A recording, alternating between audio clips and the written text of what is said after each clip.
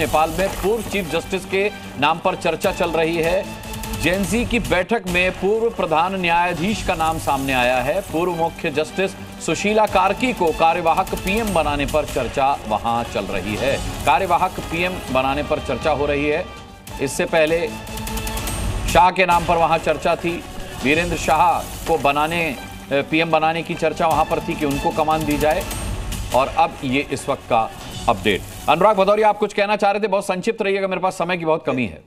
देखिए हाँ बिल्कुल। देखिए अभी एक प्रवक्ता महोदय कह रहे थे कि जो परिवारवादी पार्टी उनके खिलाफ आंदोलन होना चाहिए, तो इसके मतलब शिवसेना के खिलाफ भी होना चाहिए, एनसीपी के खिलाफ भी होना चाहिए, टीडीपी के खिलाफ भी होना चाहिए, पासवान पार्टी के खिलाफ भी होना चाहिए। तो ये सब पार्टियां तो सरकार में है ना। कैसी बातें करते हैं आप? समाज के अंदर में हिंसा की बात कर रहे हैं आप सरकार के खिलाफ जो अलायंस पार्टी सरकार है उनके कहते हैं उनके खिलाफ आंदोलन हो जाए। माने आप समाज के अंदर क्या करना चाहते हैं? हिंदू मुस्लिम करना चाहते हैं, फिर कह रहे हैं कि जो अरे परिवारवादी पार्टी जो भारतीय जनता पार्टी के साथ सत्ता में है, जो भारतीय जनता पार्टी के लोग परिवारवादी हैं, उनका क्या करना चाहेंगे? मैसेज आ गया। नीरज मिश्रा अनुराग ठाकुर जी के साथ क्या करना चाहेंगे? आपके साथी को भी मौका दूं। नीरज बातें कर रहे हैं।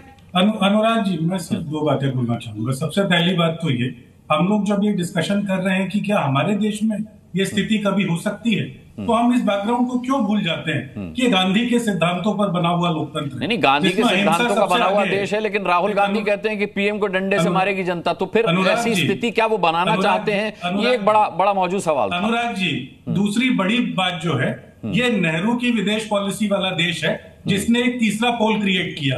इस देश के अंदर चीन और अमेरिका जो है ना, वो आपस में आकर गुत्थम गुत्ती नहीं करता है। ये बाकी जितने देश जो फेल्ड डेमोक्रेसीज दिख रही है, ये उस फॉरेन पॉलिसी लैब्स की। संगीत रागी, एक लाइन का कमेंट आपका। संगीत रागी, एक लाइन। नेहरू जी को और गांधी जी को दीजिए।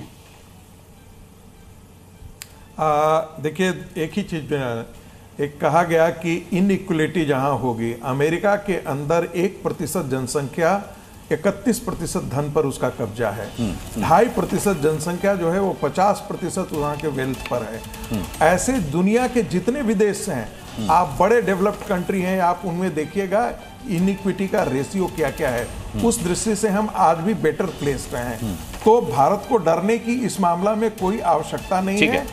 मैं ये जरूर देख रहा हूं, ये जो पारिवारिक पार्टियां हैं, इस देश के लोग, चलिए यहां से एक नई डिबेट शुरू हो जाएगी। आज की डिबेट अच्छी रही।